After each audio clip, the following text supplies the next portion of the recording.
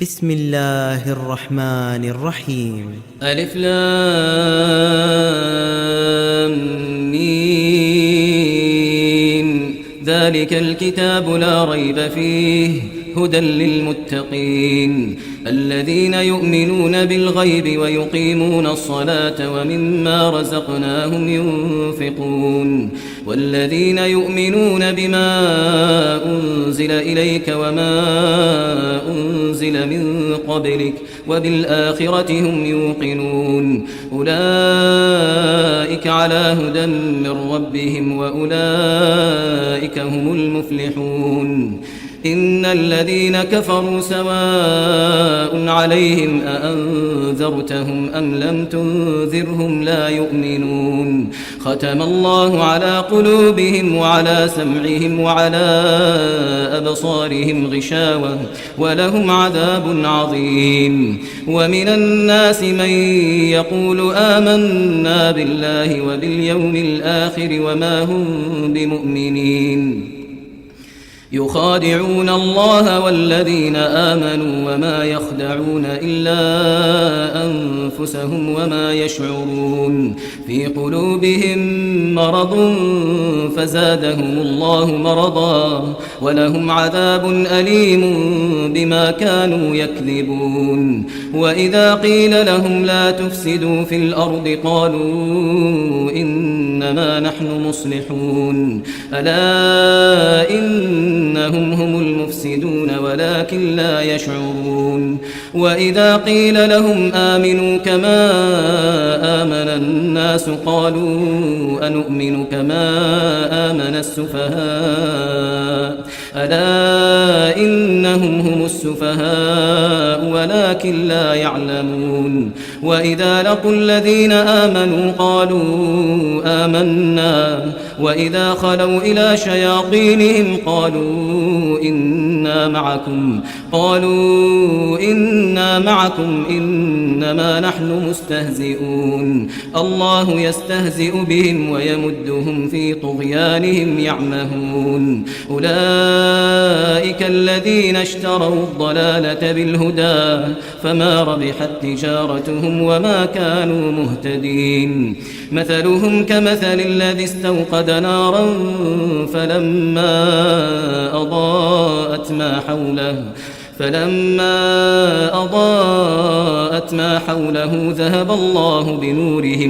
ذهب الله بنورهم وتركهم في ظلمات لا يبصرون صم بكم عمي فهم لا يرجعون أو كصيب من السماء فيه ظلمات ورعد وبرق يجعلون أصابعهم في آذانهم من الصواعق حذر الموت والله محيط بالكافرين يكاد البرق يخطف أبصارهم كلما أضاء لهم مشوا فيه وإذا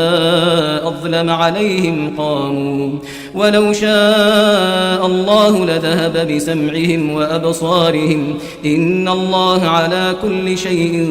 قدير يا أيها الناس اعبدوا ربكم الذي خلقكم والذين من قبلكم لعلكم تتقون الذي جعل لكم الأرض فراشا والسماء بناء وأنزل من السماء ماء فأخرج به من الثمرات رزقا لكم فلا تجعلوا لله أندادا وأنتم تعلمون وإن كنتم في ريب مما نزلنا على عبدنا فأتوا بسورة من مثله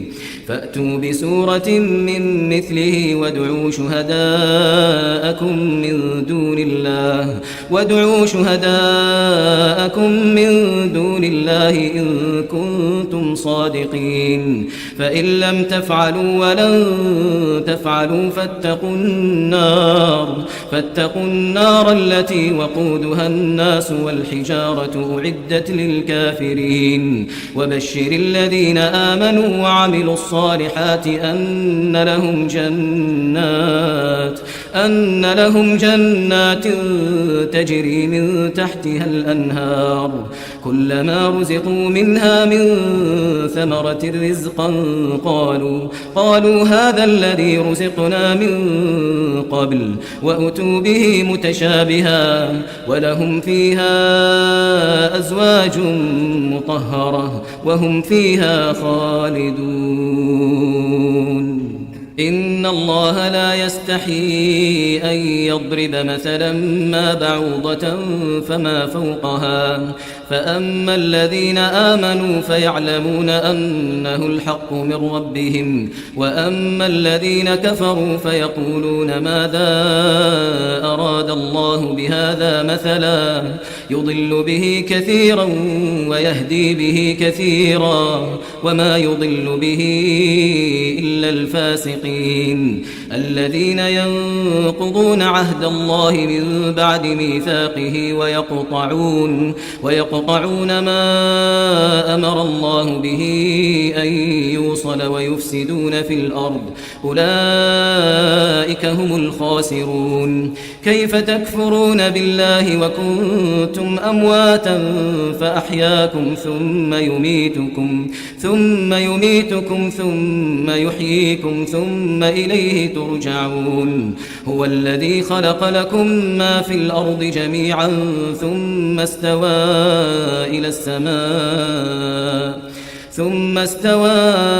إلى السماء فسواهن 7 سماوات وهو بكل شيء عليم وإذ قال ربك للملائكة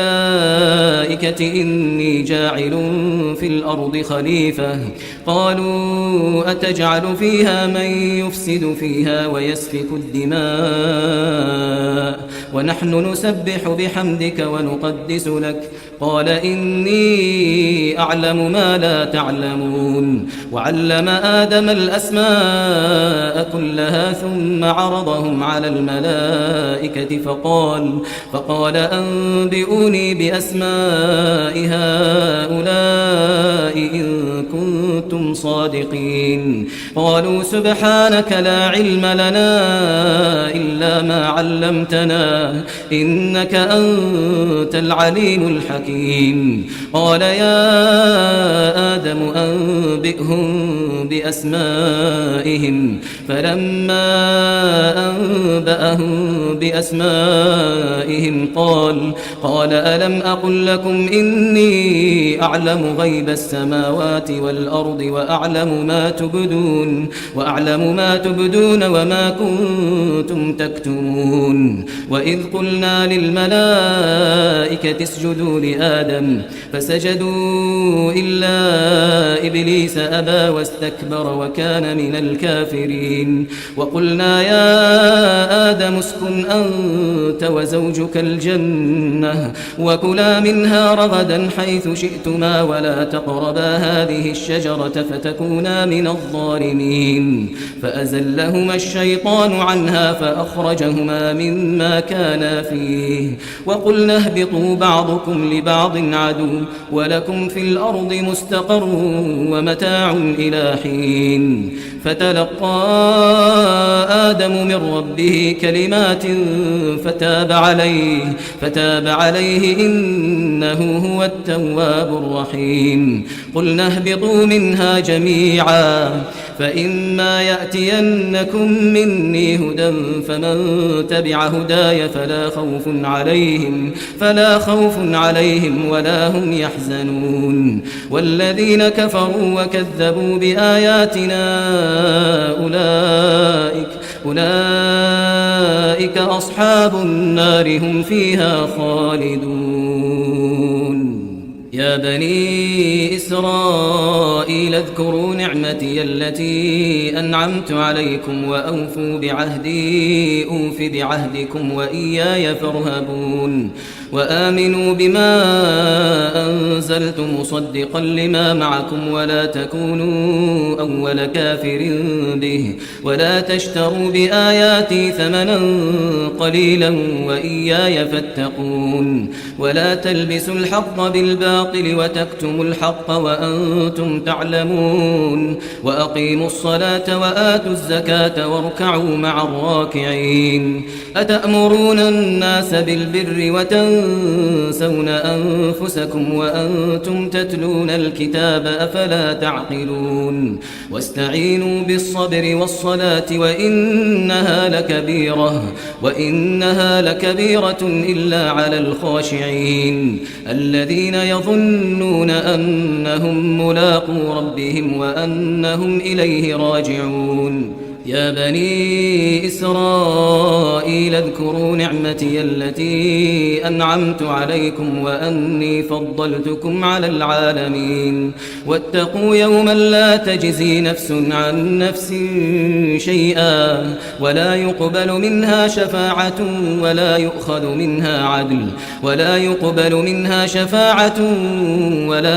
منها عدل ولا هم ينصرون وإذ نجيناكم من آل فرعون يسومونكم سوء العذاب يذبحون أبناءكم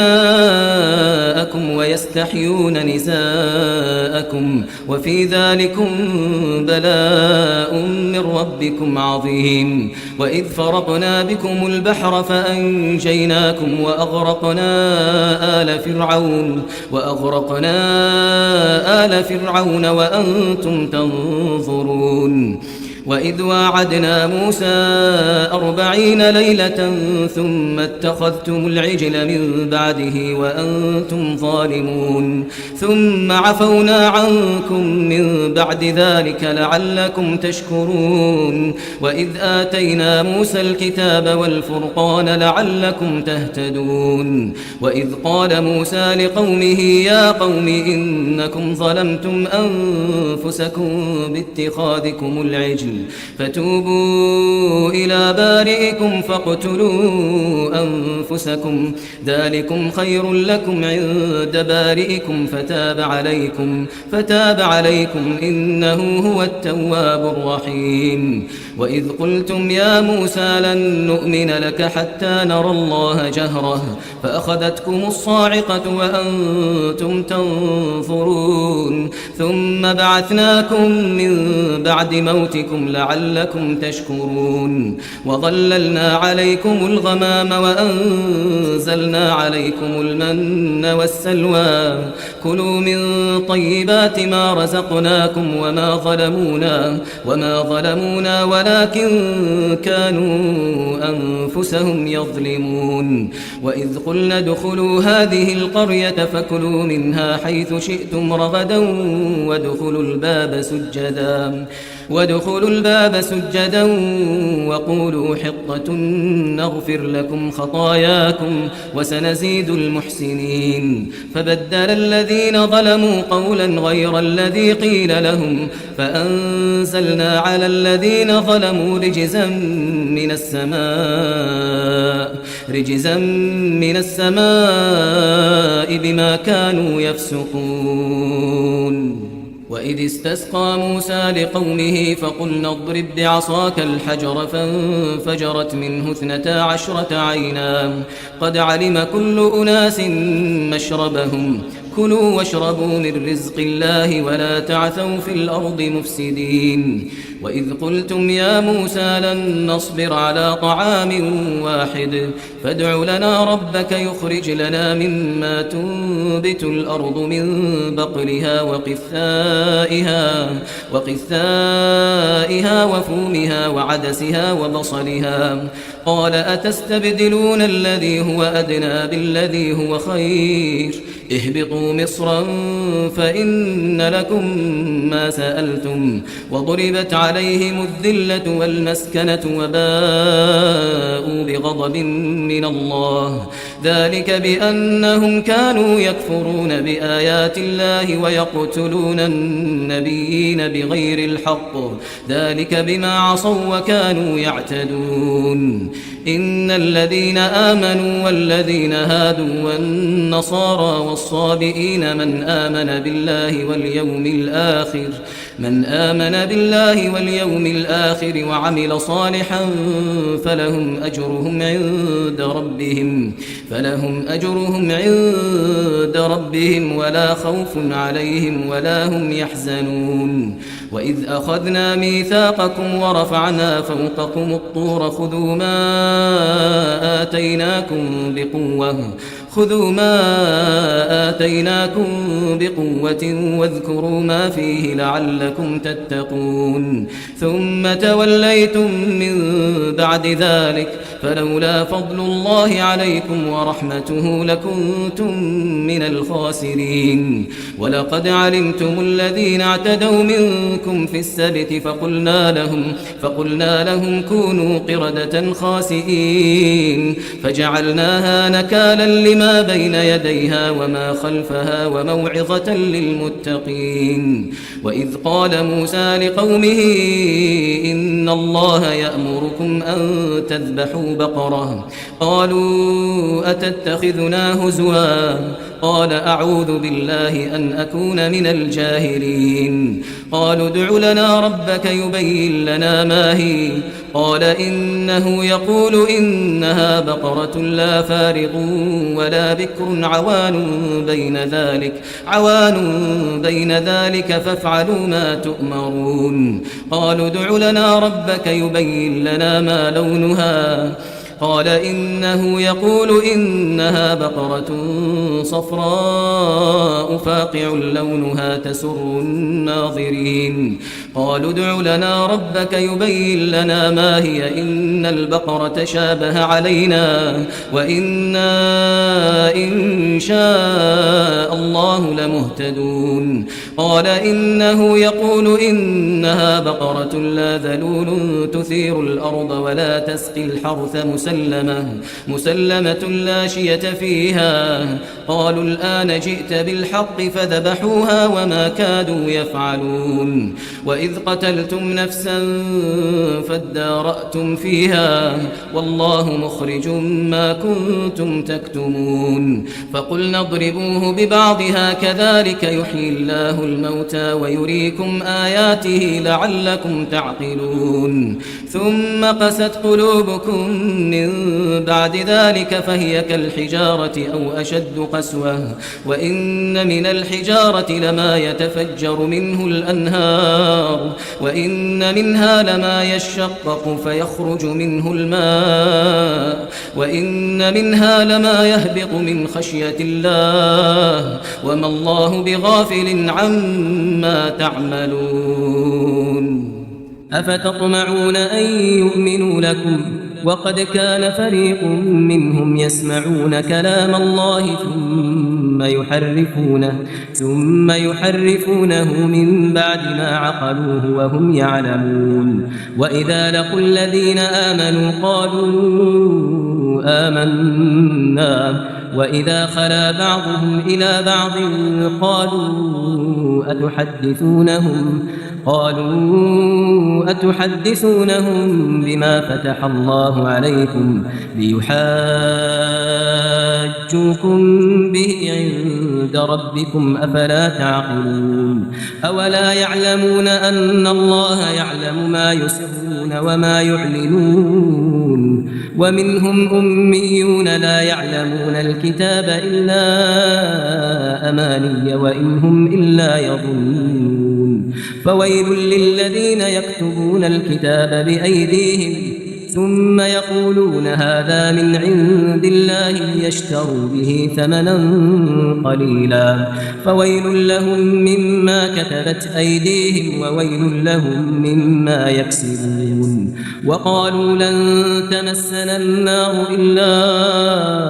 أياما معدودة قل أتخذتم عند الله عهدا فلن يخلف الله عهده أم تقولون على الله ما لا تعلمون بلى من كسب سيئة وأحاطت به خطيئته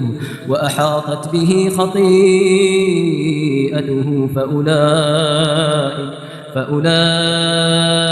أصحاب النار هم فيها خالدون والذين آمنوا وعملوا الصالحات أولئك أصحاب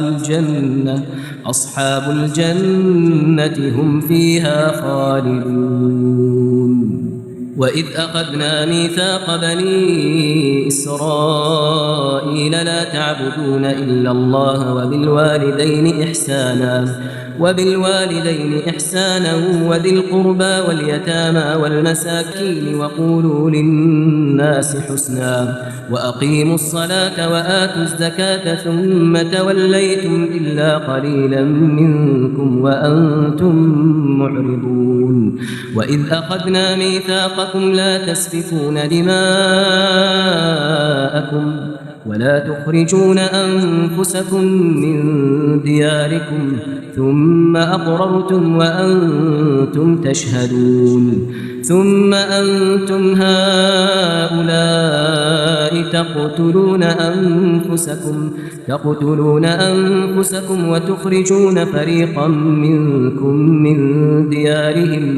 وتخرجون فريقا منكم من ديارهم تظاهرون عليهم بالإثم والعدوان وإن يأتوكم أسارى تفادوهم وهو محرم عليكم إخراجهم أفتؤمنون ببعض الكتاب وتكفرون ببعض فما جزاء من يفعل ذلك منكم إلا خزي في الحياة الدنيا ويوم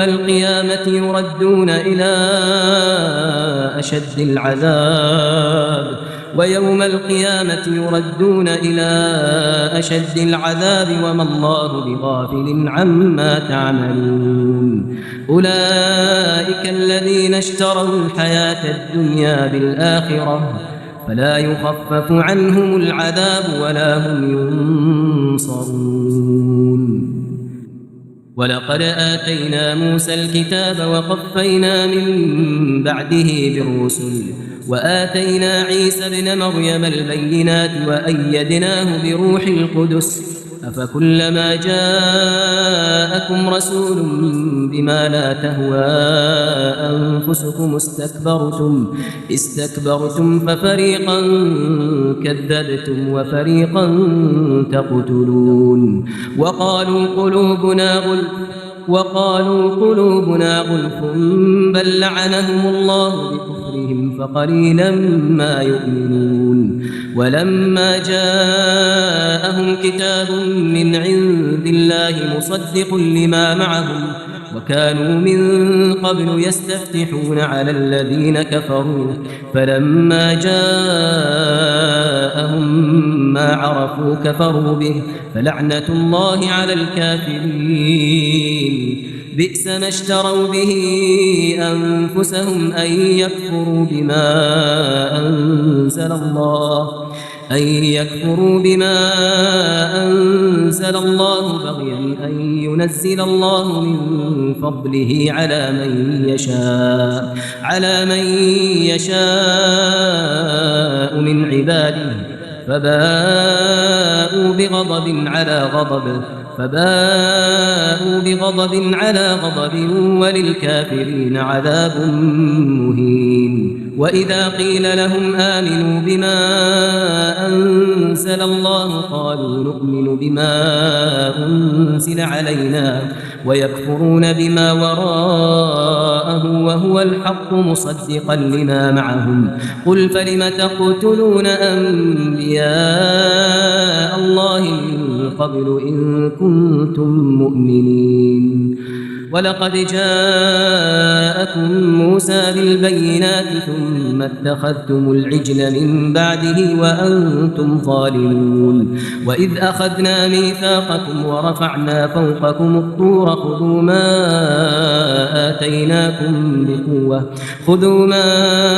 آتيناكم بقوة واسمعوا قالوا سمعنا وعصينا وأشربوا في قلوبهم العجل بكفرهم قل بئس ما يأمركم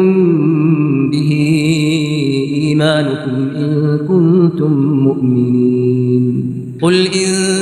كانت لكم الدار الآخرة عند الله خالصة من دون الناس فتمنوا الموت إن كنتم صادقين ولن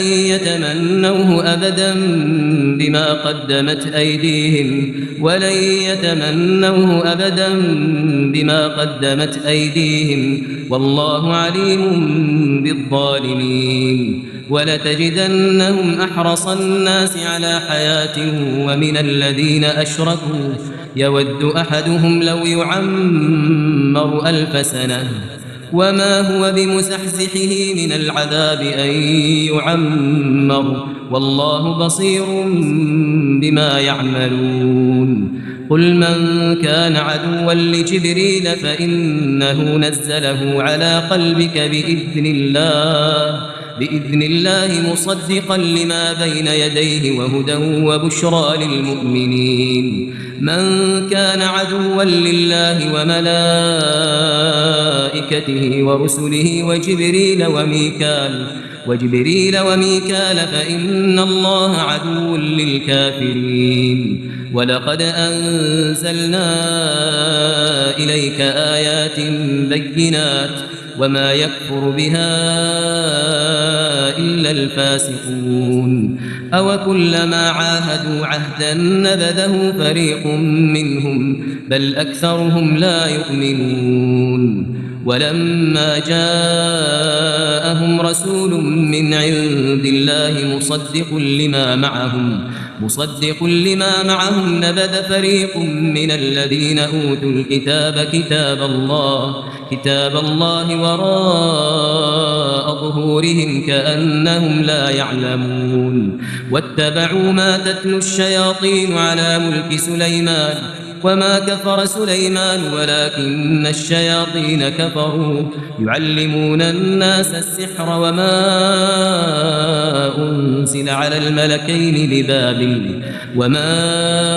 أنزل على الملكين ببابل هاروت وماروت وما يعلمان من أحد حتى يقولا إنما نحن فتنة فلا تكفر فيتعلمون منهما ما يفرقون به بين المرء وزوجه وما هم بضارين به من أحد إلا بإذن الله ويتعلمون ما يضرهم ولا ينفعهم ولقد علموا لمن اشتراه ما له في الآخرة من خلاق ولبئس ما شروا به أنفسهم لو كانوا يعلمون ولو أنهم آمنوا واتقوا لمثوبة من عند الله خير لو كانوا يعلمون يا أيها الذين آمنوا لا تقولوا راعنا وقولوا انظرنا واسمعوا وللكافرين عذاب أليم ما يود الذين كفروا من أهل الكتاب ولا المشركين أن ينزل عليكم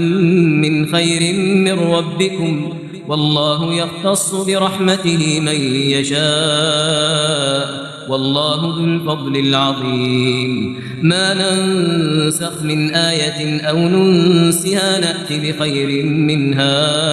أو مثلها ألم تعلم أن الله على كل شيء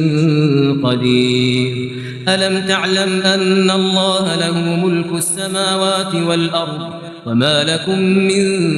دون الله من ولي ولا نصير أم تريدون أن تسألوا رسولكم كما سئل موسى من قبل ومن يتبدل الكفر بالإيمان فقد ضل سواء السبيل ود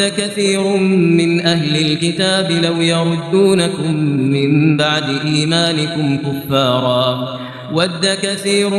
من أهل الكتاب لو يردونكم من بعد إيمانكم كفارا كفارا حسدا من عند أنفسهم من بعد ما تبين لهم الحق فاعفوا واصفحوا حتى يأتي الله بأمره إن الله على كل شيء قدير وأقيموا الصلاة وآتوا الزكاة وما تقدموا لأنفسكم من خير تجدوه عند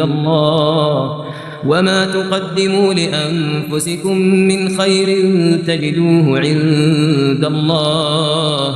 إن الله بما تعملون بصير. وقالوا لن يدخل الجنة إلا من كان هودا أو نصارى تلك أمانيهم قل هاتوا برهانكم إن كنتم صادقين بلى من أسلم وجهه لله وهو محسن فله أجره عند ربه ولا خوف عليهم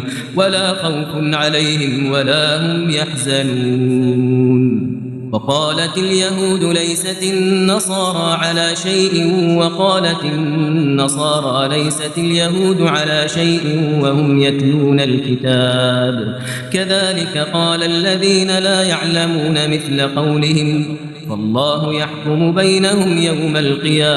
يوم القيامة فيما كانوا فيه يختلفون. ومن أظلم ممن منع مساجد الله أن يذكر فيها اسمه وسعى في خرابها أولئك ما كان لهم أن يدخلوها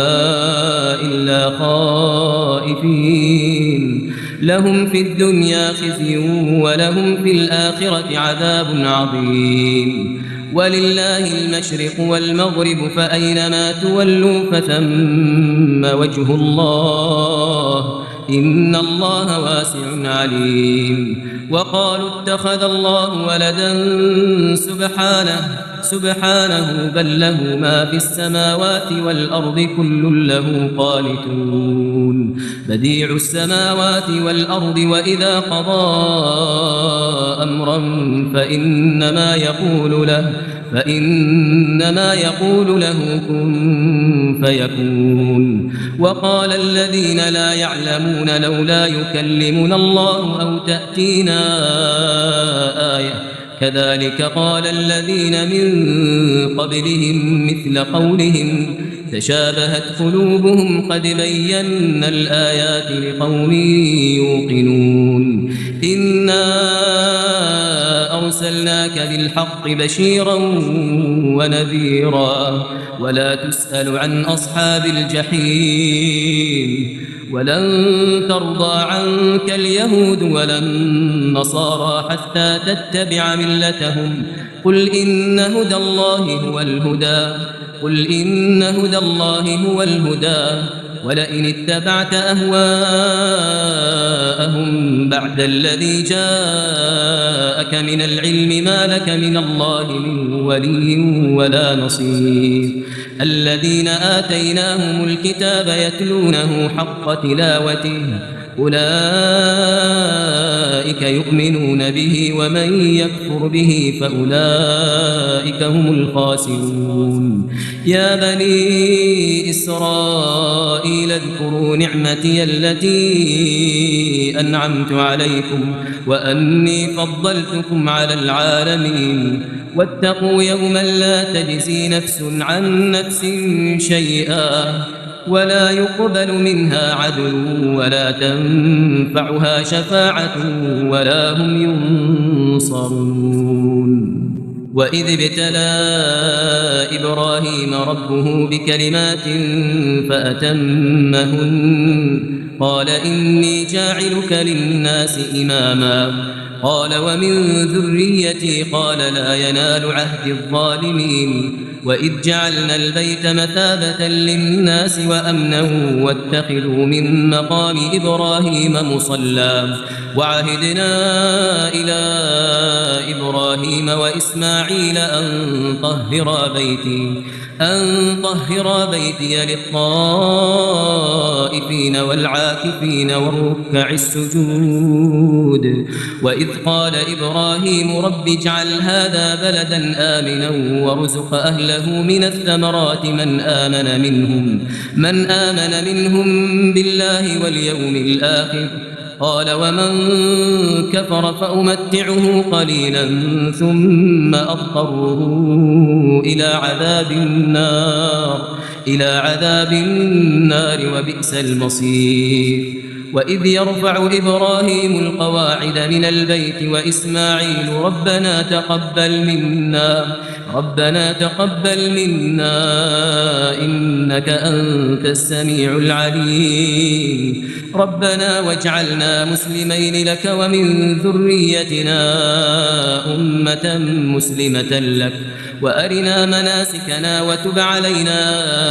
إنك أنت التواب الرحيم ربنا وابعث فيهم رسولا منهم يتلو عليهم آياتك ويعلمهم الكتاب والحكمة ويزكيهم إنك أنت العزيز الحكيم ومن يرغب عن ملة إبراهيم إلا من سفه نفسه ولقد اصطفيناه في الدنيا وإنه في الآخرة لمن الصالحين إذ قال له ربه أسلم قال أسلمت لرب العالمين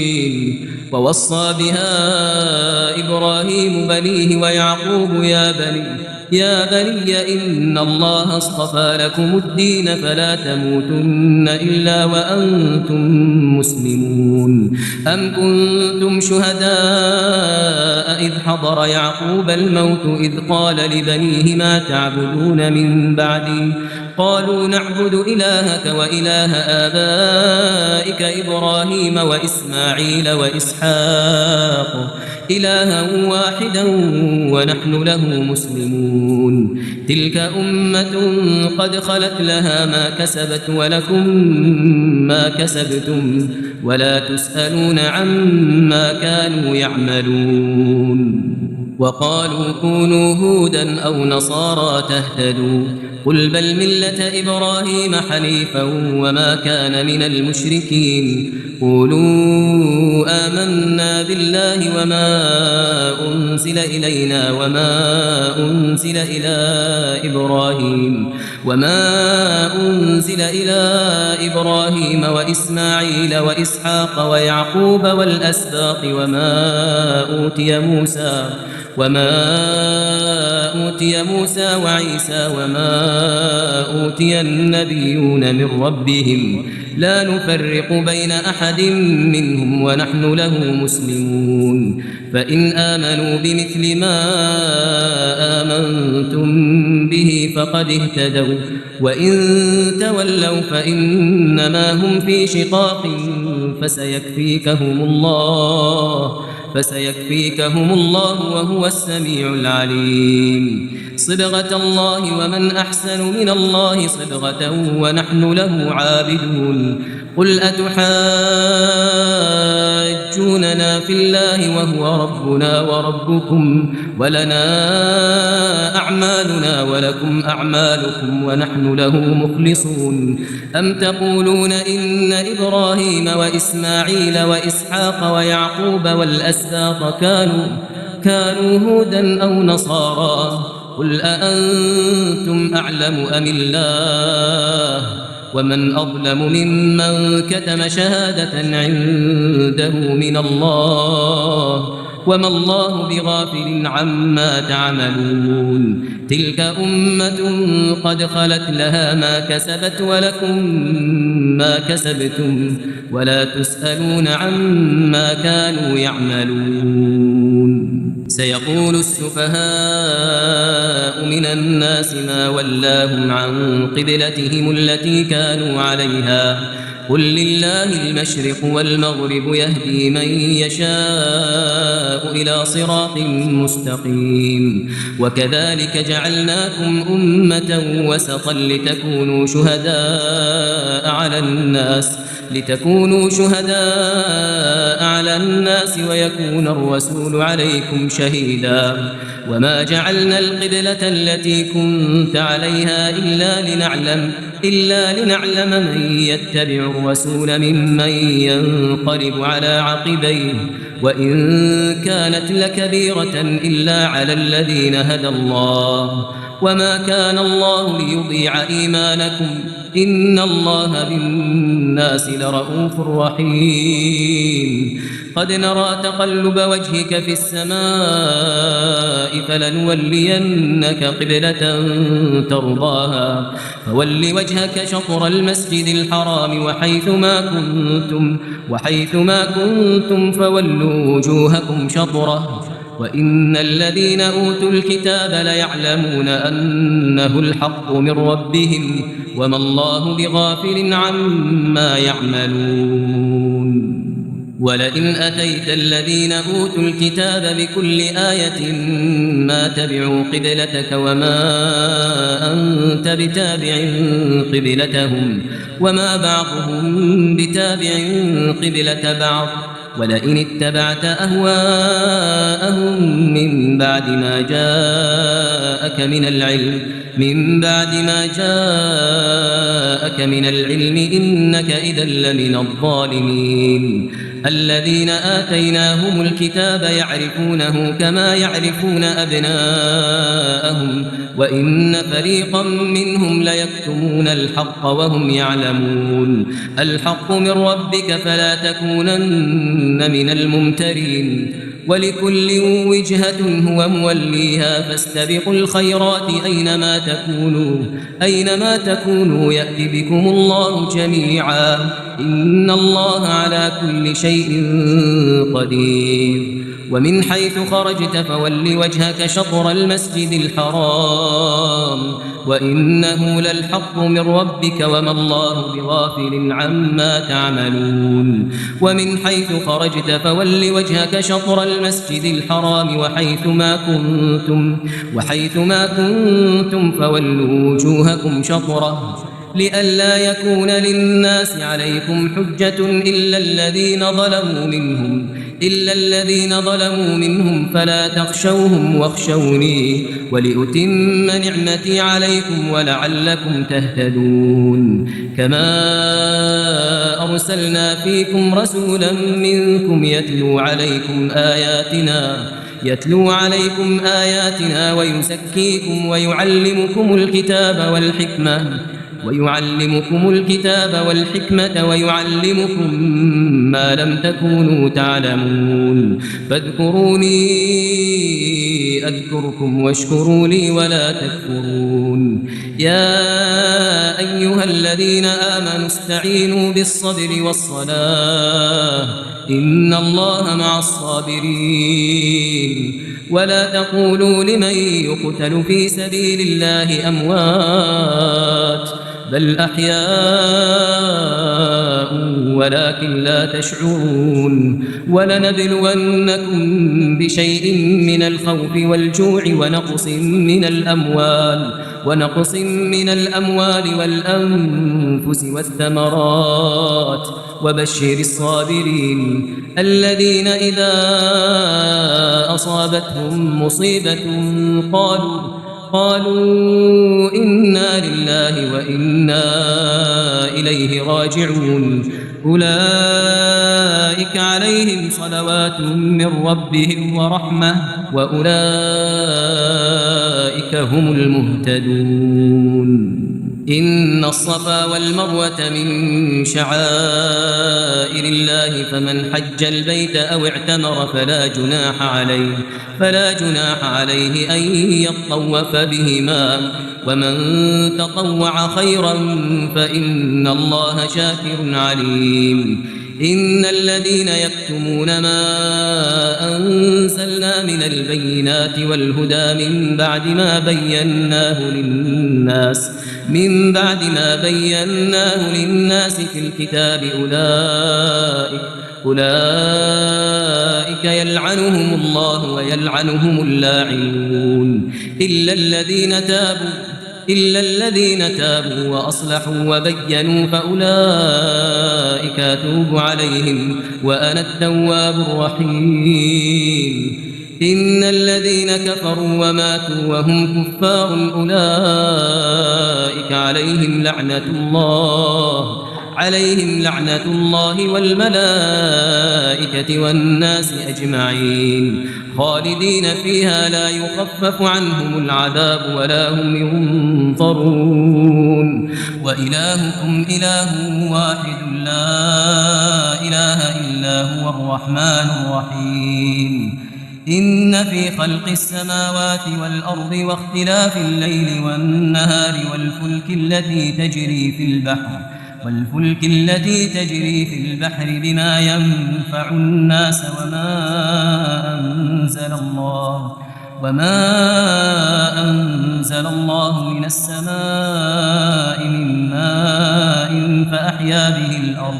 فأحيا به الأرض بعد موتها وبث فيها من كل دابة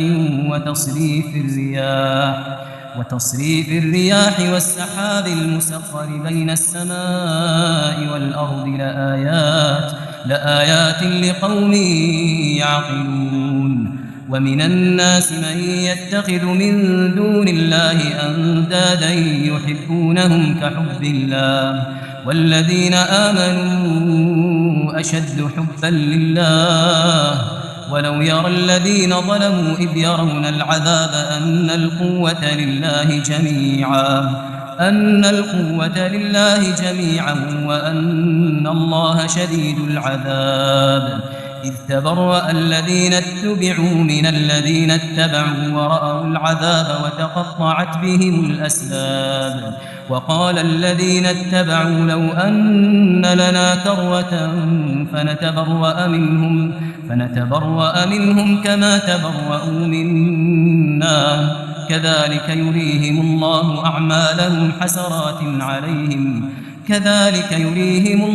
أعمالهم حسرات عليهم وما هم بخارجين من النار يا أيها الناس كلوا مما في الأرض حلالا طيبا ولا تتبعوا خطوات الشيطان إنه لكم عدو مبين إنما يأمركم بالسوء والفحشاء وأن تقولوا على الله ما لا تعلمون وإذا قيل لهم اتبعوا ما أنزل الله قالوا بل نتبع ما ألفينا عليه آباءنا أولو كان آباؤهم لا يعقلون شيئا ولا يهتدون ومثل الذين كفروا كمثل الذي ينعق بما لا يسمع إلا دعاء ونداء صم بكم عمي فهم لا يعقلون يا أيها الذين آمنوا كلوا من طيبات ما رزقناكم واشكروا لله إن كنتم إياه تعبدون إنما حرم عليكم الميتة والدم ولحم الخنزير وما أهل به لغير الله فمن اضطر غير باغ ولا عاد فلا إثم عليه إن الله غفور رحيم إن الذين يكتمون ما أنزل الله من الكتاب ويشترون به ثمنا قليلا أولئك ما يأكلون في بطونهم إلا النار ولا يكلمهم الله يوم القيامة ولا يزكيهم ولهم عذاب أليم أولئك الذين اشتروا الضلالة بالهدى والعذاب بالمغفرة فما أصبرهم على النار ذلك بأن الله نزل الكتاب بالحق وإن الذين اختلفوا في الكتاب لفي شقاق بعيد ليس البر أن تولوا وجوهكم قبل المشرق والمغرب ولكن البر من آمن بالله واليوم الآخر والملائكة والكتاب والنبيين وآتى المال على حبه ذوي القربى واليتامى والمساكين وابن السبيل والسائلين وفي الرقاب وأقام الصلاة وآتى الزكاة والموفون بعهدهم إذا عاهدوا والصابرين في البأساء والضراء وحين البأس أولئك الذين صدقوا وأولئك هم المتقون. يا أيها الذين آمنوا كتب عليكم القصاص في القتلى الحر بالحر والعبد بالعبد والأنثى بالأنثى فمن عفي له من أخيه شيء فاتباع بالمعروف وأداء إليه بإحسان ذلك تخفيف من ربكم ورحمة فمن اعتدى بعد ذلك فله عذاب أليم. ولكم في القصاص حياة يا أولي الألباب لعلكم تتقون. كتب عليكم إذا حضر أحدكم الموت إن ترك خيرا الوصية للوالدين والأقربين بالمعروف حقا على المتقين. فمن بدله بعدما سمعه فإنما إثمه على الذين يبدلونه إن الله سميع عليم. فمن خاف من موص جنفا أو إثما فأصلح بينهم فلا إثم عليه إن الله غفور رحيم. يا أيها الذين آمنوا كتب عليكم الصيام كما كتب على الذين من قبلكم لعلكم تتقون. أياما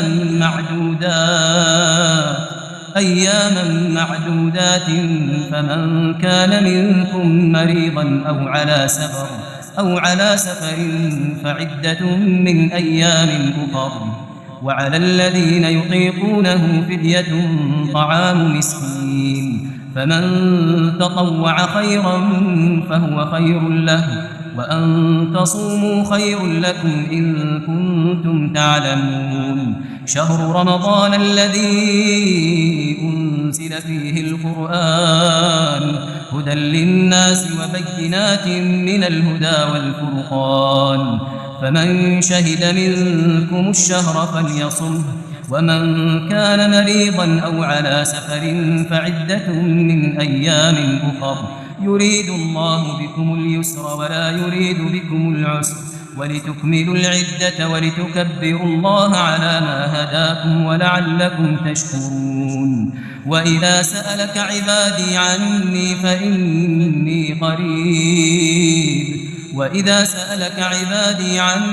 فإني قريب أجيب دعوة الداعي إذا دعان فليستجيبوا لي وليؤمنوا بي لعلهم يرشدون. أحل لكم ليلة الصيام الرفث إلى نسائكم هن لباس لكم وأنتم لباس لهن علم الله أنكم كنتم تختانون أنفسكم فتاب عليكم وعفى عنكم فالآن باشروهن وابتغوا ما كتب الله لكم وكلوا واشربوا حتى يتبين لكم الخيط الأبيض من الخيط الأسود من الفجر ثم أتموا الصيام إلى الليل ولا تباشروهن وأنتم عاكفون في المساجد تلك حدود الله فلا تقربوها كذلك يبين الله آياته للناس لعلهم يتقون. ولا تأكلوا أموالكم بينكم بالباطل وتدلوا بها إلى الحكام لتأكلوا فريقا من أموال الناس بالإثم وأنتم تعلمون. يسألونك عن الأهلة قل هي مواقيت للناس والحج وليس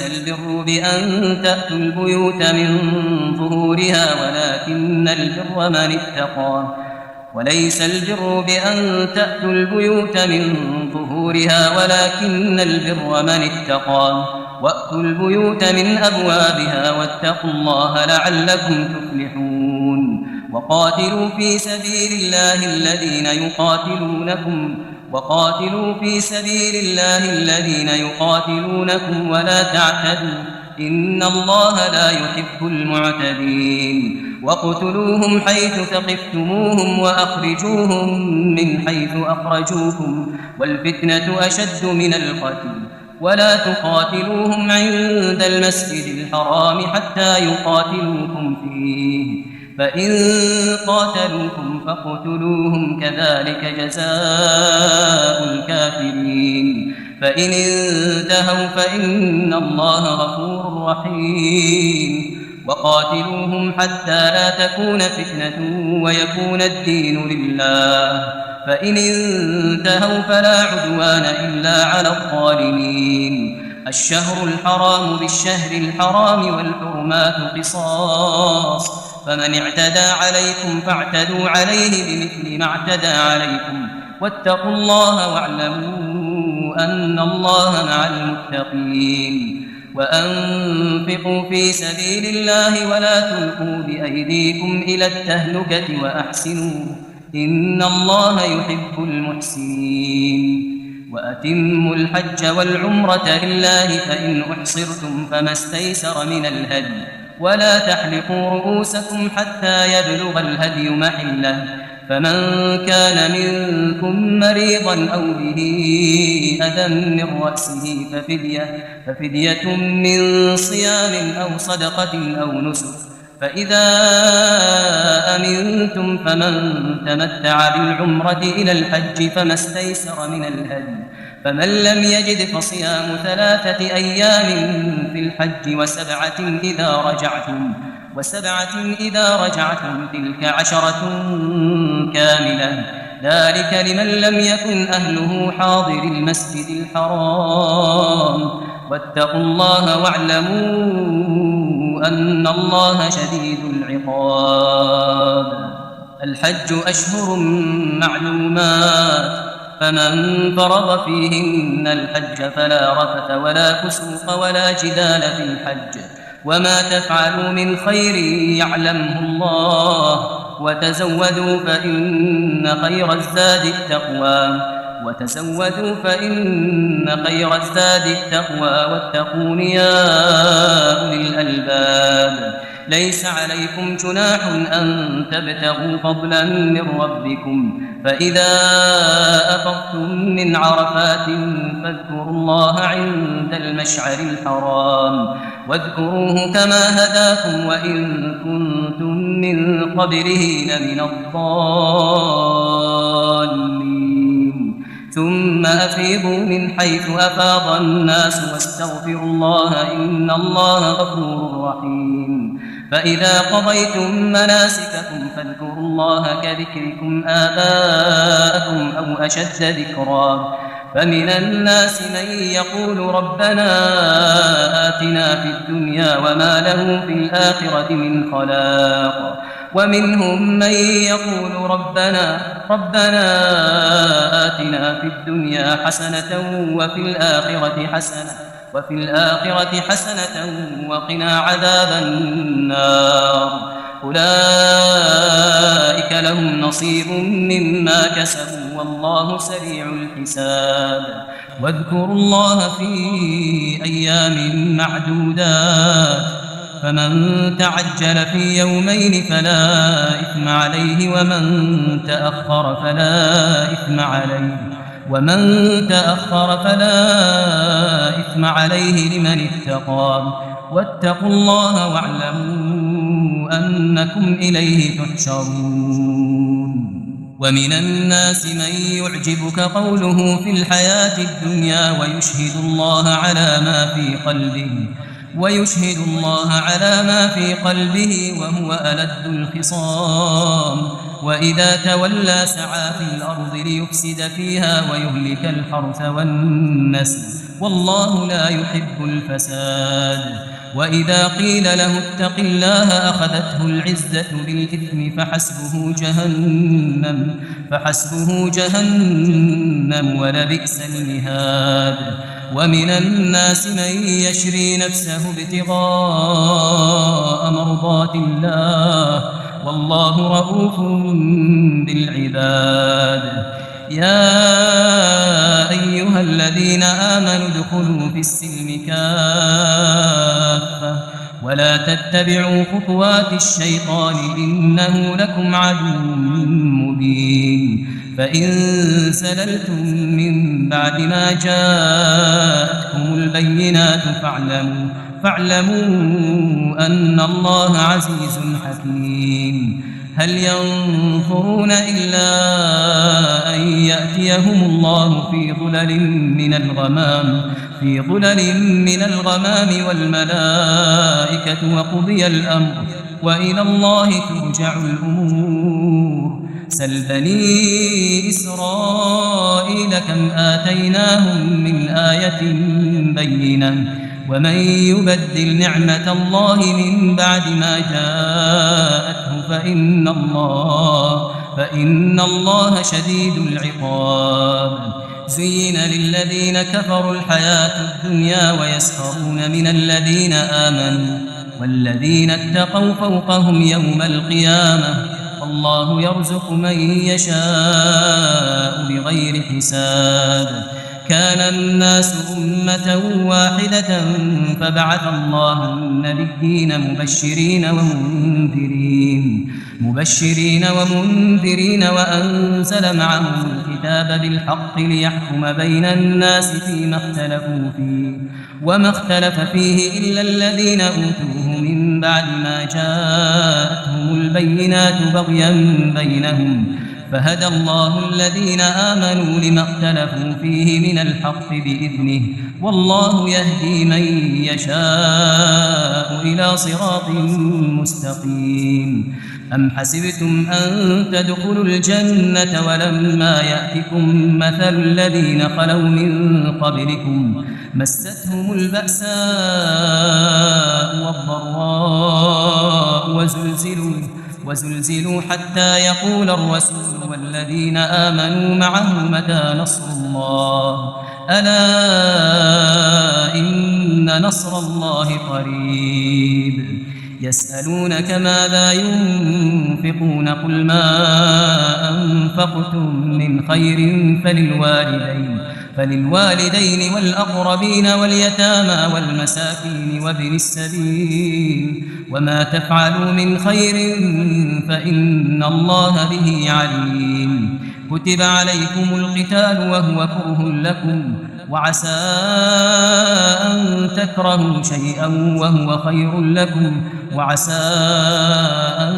تحبوا شيئا وهو شر لكم والله يعلم وأنتم لا تعلمون يسألونك عن الشهر الحرام قتال فيه قل قتال فيه كبير وصد عن سبيل الله وكفر به والمسجد الحرام وإخراج أهله منه أكبر عند الله والفتنة أكبر من القتل ولا يزالون يقاتلونكم حتى يردوكم عن دينكم إن استطاعوا ومن يرتد منكم عن دينه فيمت وهو كافر فأولئك حبطت أعمالهم في الدنيا والآخرة وأولئك أصحاب النار هم فيها خالدون إن الذين آمنوا والذين هاجروا وجاهدوا في سبيل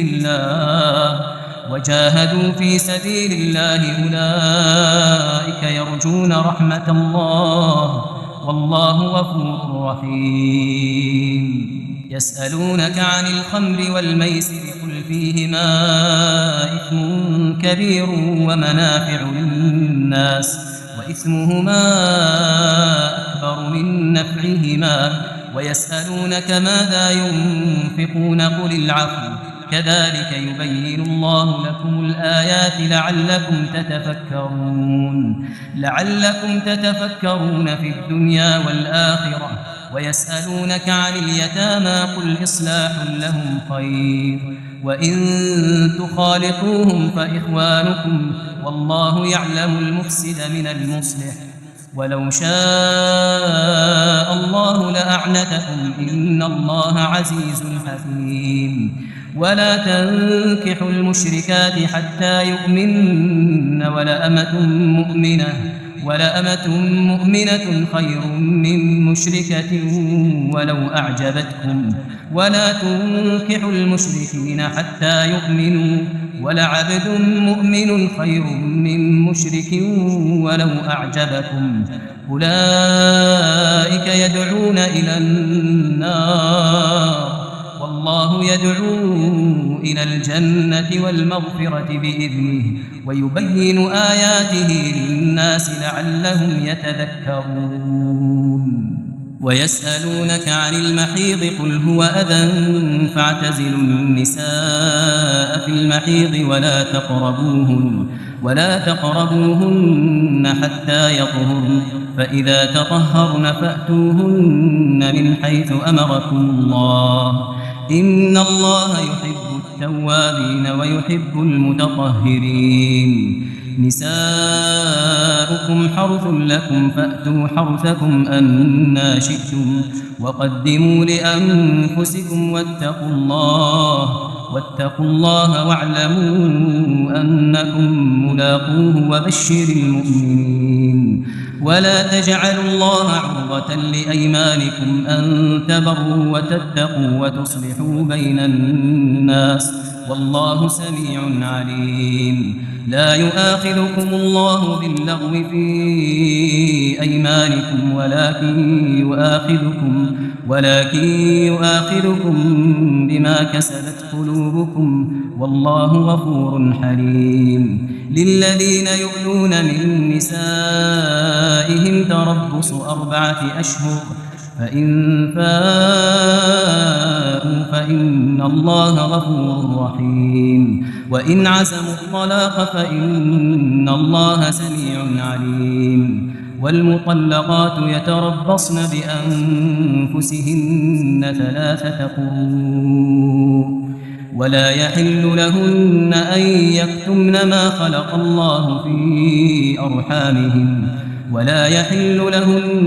يكتمن ما خلق الله في أرحامهن إن كن يؤمن بالله واليوم الآخر وبعولتهن أحق بردهن في ذلك إن أرادوا إصلاحا ولهن مثل الذي عليهن بالمعروف وللرجال عليهن درجة والله عزيز حكيم الطلاق 2 مرتان فإمساك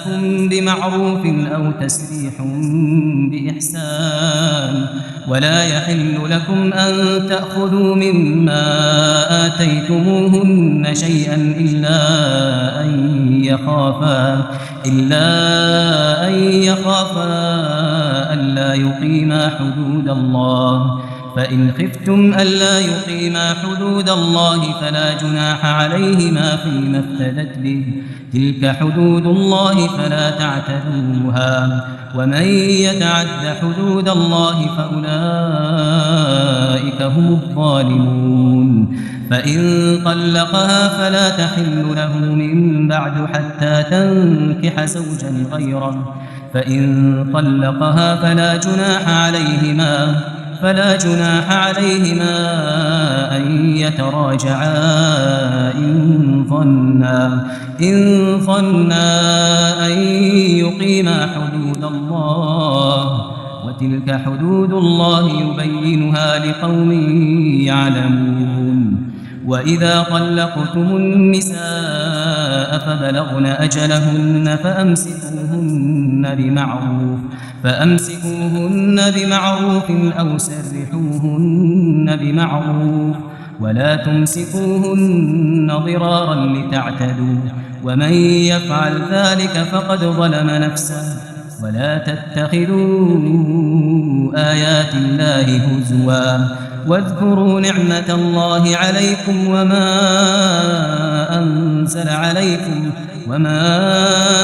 أنزل عليكم من الكتاب والحكمة يعظكم به واتقوا الله واعلموا أن الله بكل شيء عليم.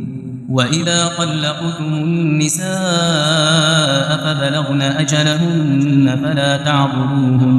فلا تعضلوهن أن ينكحن أزواجهن إذا تراضوا بينهم بالمعروف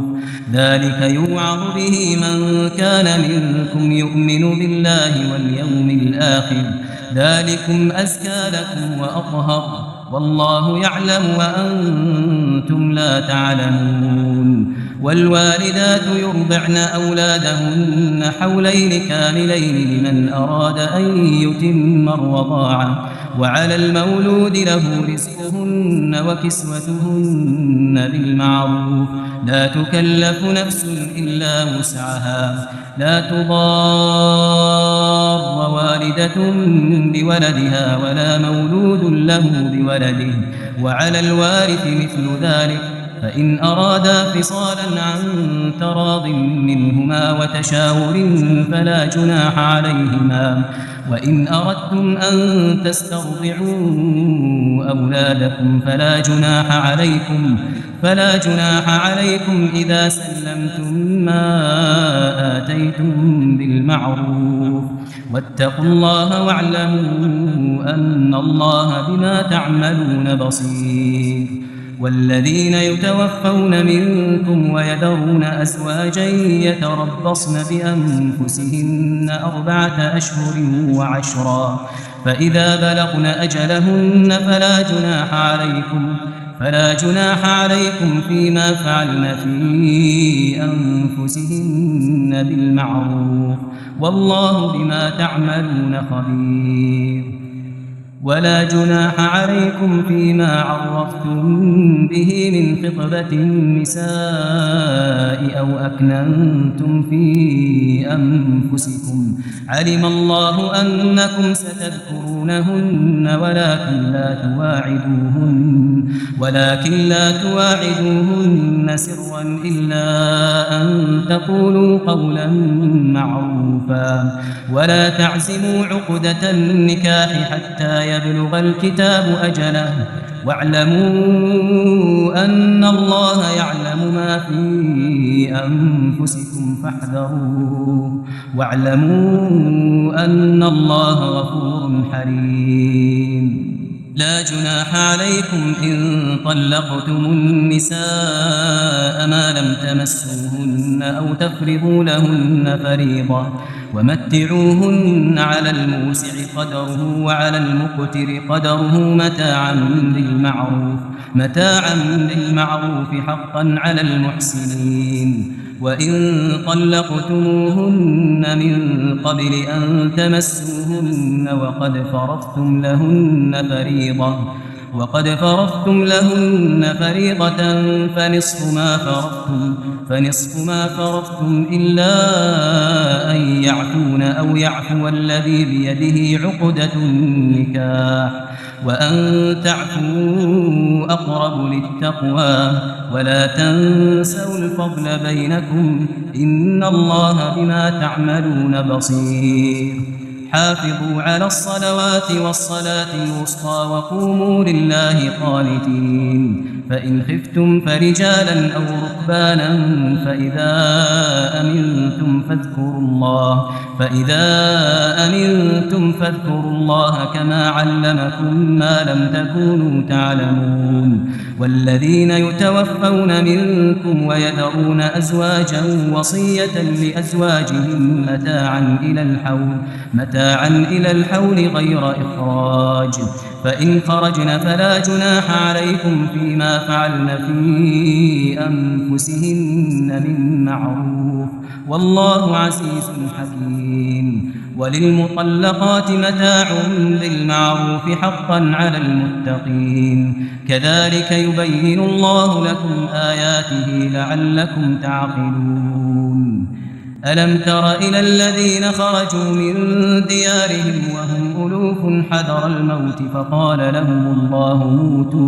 فقال لهم الله موتوا ثم أحياهم إن الله لذو فضل على الناس ولكن أكثر الناس لا يشكرون. وقاتلوا في سبيل الله واعلموا أن الله سميع عليم. من ذا الذي يقرض الله قرضا حسنا فيضاعفه له أضعافا كثيرة والله يقبض ويبسط وإليه ترجعون. ألم تر إلى الملأ من بني إسرائيل من بعد موسى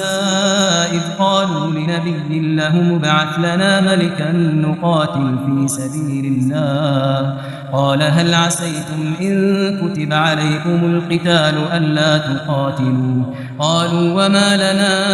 ألا نقاتل في سبيل الله وقد أخرجنا من ديارنا وأبنائنا فلما كتب عليهم القتال تولوا إلا قليلا منهم والله عليم بالظالمين. وقال لهم نبيهم إن الله قد بعث لكم طالوت ملكا قالوا أنى يكون له الملك علينا ونحن أحق بالملك منه ولم يؤت سعة من المال قال إن الله اصطفاه عليكم وزاده بسطة في العلم والجسم والله يؤتي ملكه من يشاء والله واسع عليم. والله يؤتي ملكه من يشاء والله واسع عليم. وقال لهم نبيهم إن آية ملكه أن يأتيكم التابوت فيه سكينة من ربكم وبقية مما ترك آل موسى وآل هارون تحمله الملائكة إن في ذلك لآية لكم إن كنتم مؤمنين. فلما فصل طالوت بالجنود قال إن الله مبتليكم بنهر فمن شرب منه فليس مني ومن لم يطعمه فإنه مني إلا من اغترف غرفة بيده فشربوا منه إلا قليلا منهم فلما جاوزه هو والذين آمنوا معه قالوا لا طاقة لنا اليوم بجالوت وجنوده قال الذين يظنون أنهم ملاقو الله كم من فئة قليلة غلبت فئة كثيرة بإذن الله والله مع الصابرين. ولما برزوا لجالوت وجنوده قالوا ربنا أفرغ علينا صبرا وثبت أقدامنا وانصرنا على القوم الكافرين فهزموهم بإذن الله. وقتل داود جالوت وآتاه الله الملك والحكمة وعلمه مما يشاء ولولا دفع الله الناس بعضهم ببعض لفسدت الأرض ولكن الله ذو فضل على العالمين. تلك آيات الله نتلوها عليك بالحق وإنك لمن المرسلين. تلك الرسل فضلنا بعضهم على بعض منهم من كلم الله ورفع بعضهم درجات وآتينا عيسى ابن مريم البينات وأيدناه بروح القدس ولو شاء الله ما اقتتل الذين من بعد ما جاءتهم البينات ولكن اختلفوا فمنهم من آمن ومنهم من كفر ولو شاء الله ما اقتتلوا ولكن الله يفعل ما يريد يا أيها الذين آمنوا أنفقوا مما رزقناكم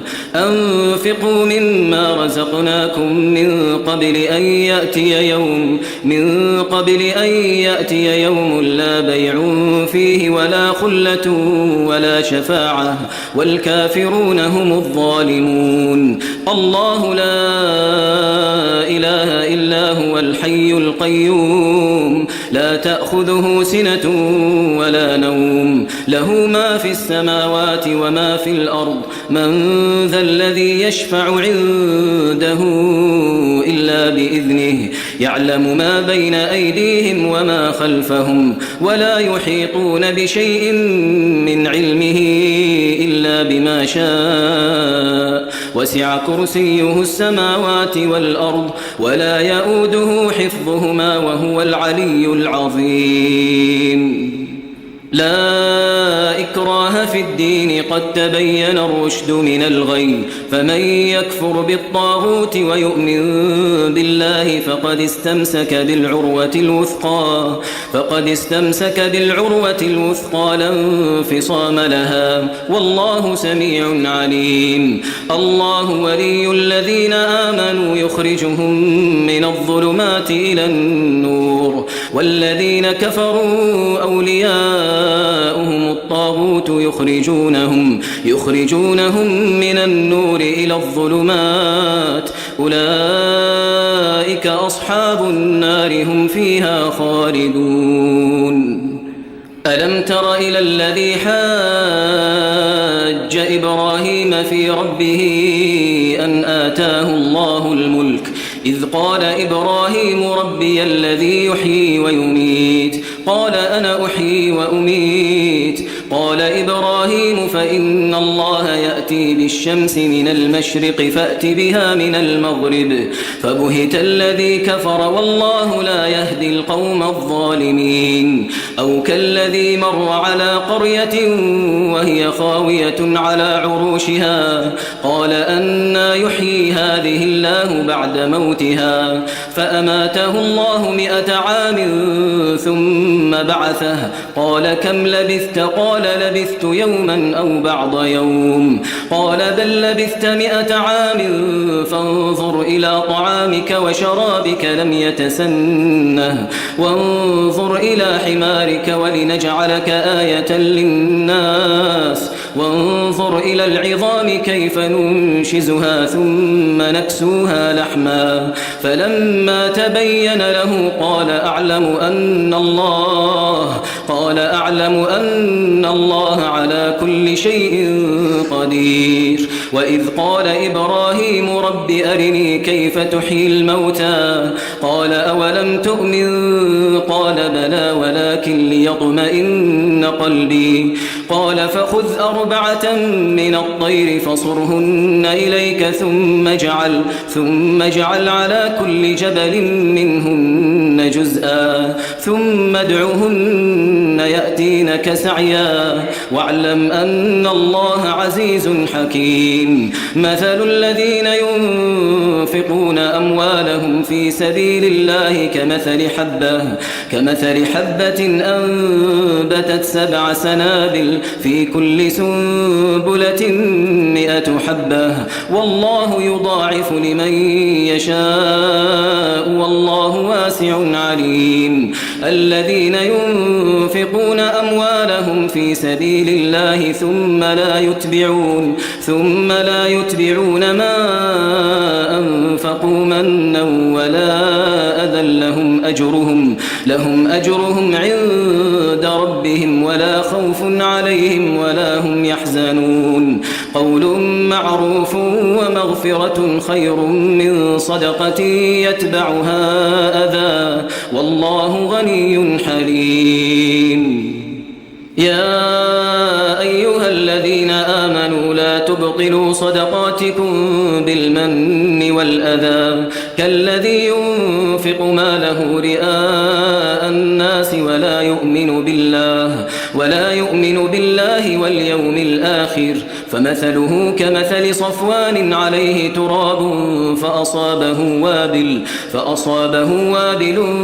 فتركه صلدا لا يقدرون على شيء مما كسبوا والله لا يهدي القوم الكافرين. ومثل الذين ينفقون أموالهم ابتغاء مرضات الله وتثبيتا من أنفسهم كمثل جنة بربوة أصابها وابل فآتت أكلها ضعفين فإن لم يصبها وابل فطل والله بما تعملون بصير. أيود أحدكم أن تكون له جنة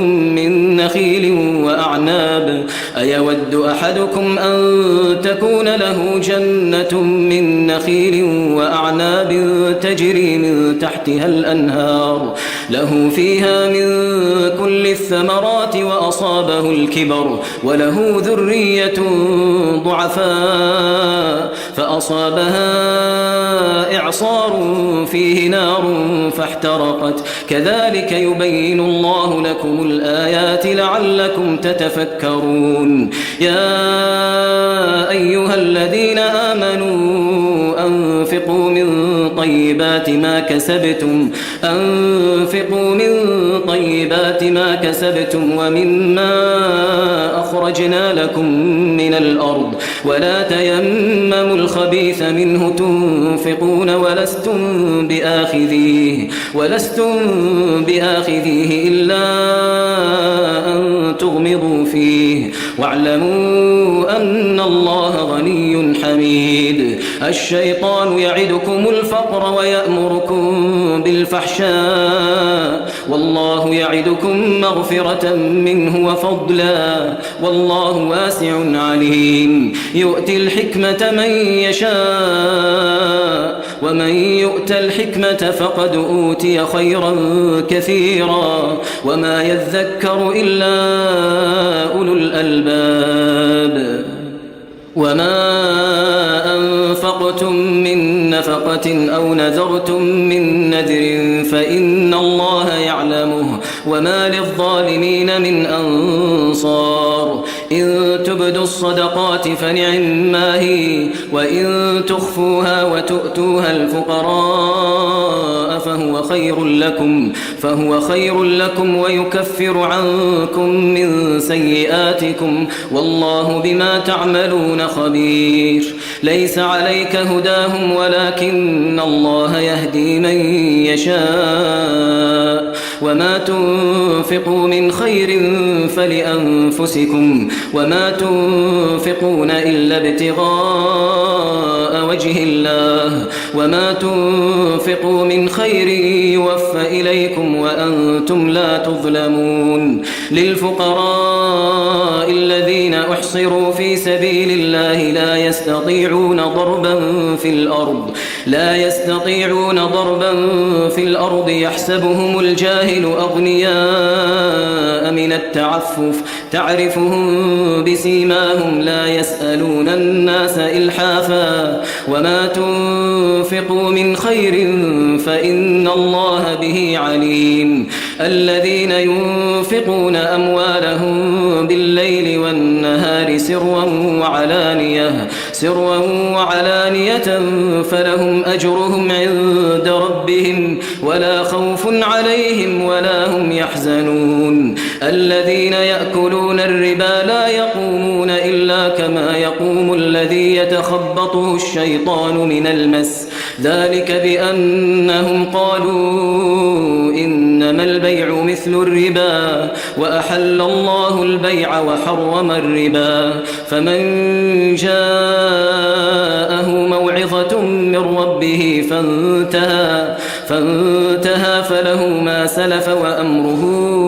إلى الله ومن عاد فأولئك أصحاب النار هم فيها خالدون يمحق الله الربا ويربي الصدقات والله لا يحب كل كفار أثيم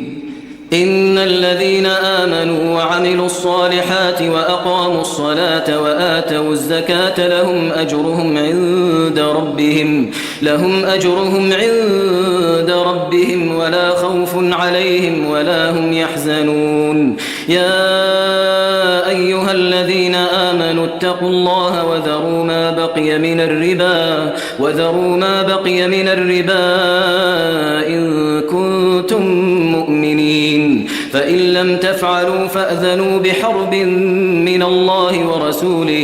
فإن لم تفعلوا فأذنوا بحرب من الله ورسوله وإن تبتم فلكم رؤوس أموالكم لا تظلمون ولا تظلمون وإن كان ذو عسرة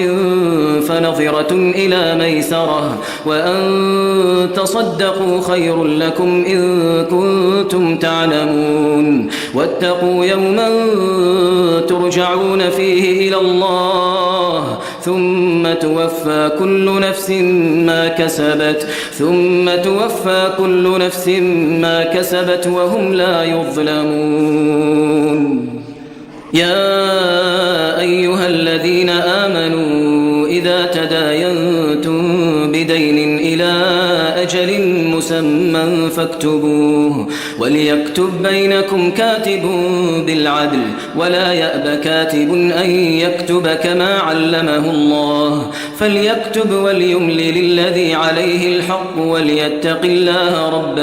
وليتق الله ربه ولا يبخس منه شيئا فإن كان الذي عليه الحق سفيها أو ضعيفا أو لا يستطيع أن يمل هو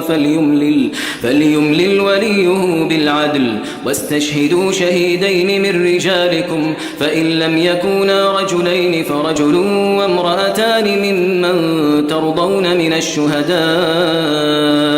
أن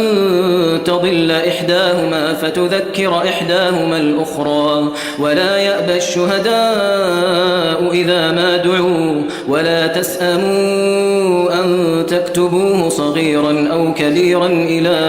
أجله ذلكم أقسط عند الله وأقوم للشهادة وأدنى ألا ترتابوا إلا أن تكون تجارة حاضرة تديرونها بينكم فليس عليكم جناح ألا تكتبوها وأشهدوا إذا تبايعتم ولا يضار كاتب ولا شهيد وإن تفعلوا فإنه فسوق بكم واتقوا الله ويعلمكم الله والله بكل شيء عليم وإن كنتم على سفر ولم تجدوا كاتبا فرهان مقبوضة فإن أمن بعضكم بعضا فليؤدي الذي ائتمن أمانته وليتق الله ربه ولا تكتموا الشهادة ومن يكتمها فإنه آثم قلبه والله بما تعملون عليم لله ما في السماوات وما في الأرض وإن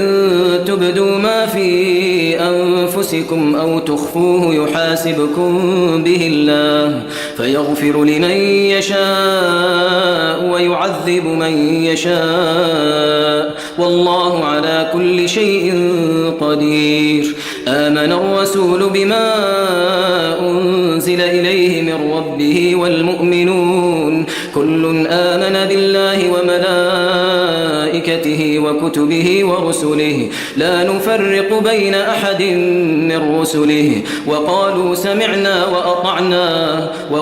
سمعنا وأطعنا غفرانك ربنا وإليك المصير لا يكلف الله نفسا إلا وسعها لها ما كسبت وعليها ما اكتسبت ربنا لا تؤاخذنا إن نسينا أو أخطأنا ربنا ولا تحمل علينا إصرا كما حملته على الذين من قبلنا ربنا ولا تحملنا ما لا طاقة لنا به واعف عنا واغفر لنا وارحمنا أنت مولانا فانصرنا على القوم الكافرين